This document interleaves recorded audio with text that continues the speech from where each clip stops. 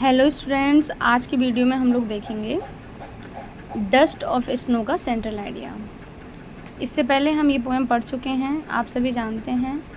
Dust of snow poem Robert Frost ने लिखी है, ठीक है। तो उसका सेंट्रल आइडिया है the poem dust of snow is composed by Robert Frost. पहली लाइन में हमें ये बताना होता है कि ये पोएम किसने लिखी है। तो ये पोएम रॉबर्ट फ्रॉस्ट, जो कि एक अमेरिकन पोइट हैं, उनके द्वारा कंपोज की गई है, यानी कि लिखी गई है।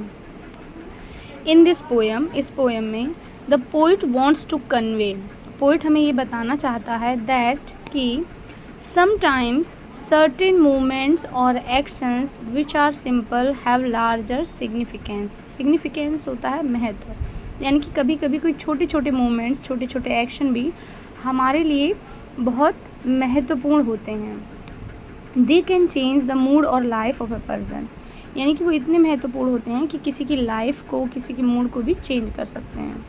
The poet appreciates the beauty of snowflakes. तो जैसे कि आप सभी जानते हैं कि इस पोएम में डस्ट ऑफ स्नो, जो स्नो फ्लेक्स है, वो पोइट के ऊपर गिरती है ना, और इसी से पोइट का मूड चेंज हो जाता है।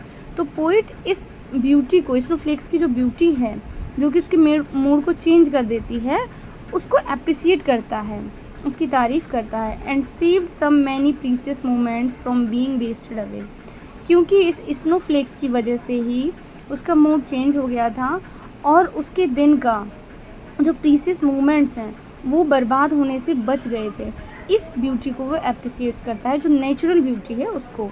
The way a crow shakes down dust of snow on the poet inspires and gives him the idea of to shake off his depressive thoughts. Depressive thoughts होता है जो sad thoughts थे उसके, है ना, become cheerful।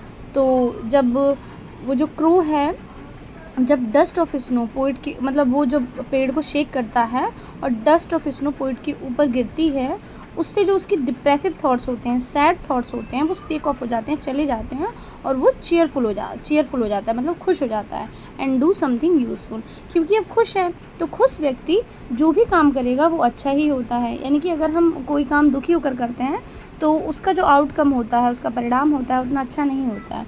लेकिन अगर हम खुश होकर कोई भी काम करते हैं तो वो यूज़फुल भी होता है, उसका परिणाम हमेशा फ्रूटफुल, यूज़फुल होता है, अच्छा होता है।